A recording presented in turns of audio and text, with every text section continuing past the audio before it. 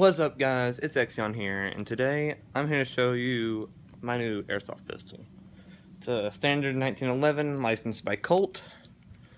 So I'm just going to show y'all how it shoots.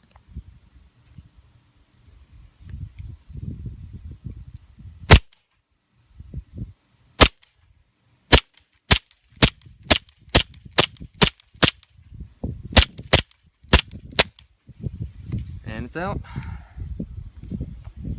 So I'm also here to tell y'all about something else that's going to happen within the next few months.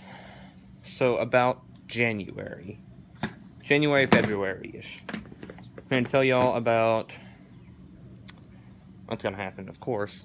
But if you remember, about a month ago, I did some training with my airsoft sniper. Excuse me. But about January, February time-ish, we are going to be doing a competition. It's going to be snipers, spotters, infantry, etc. So I'm going to try and make a video off of that. So just want to tell y'all, catch you guys later.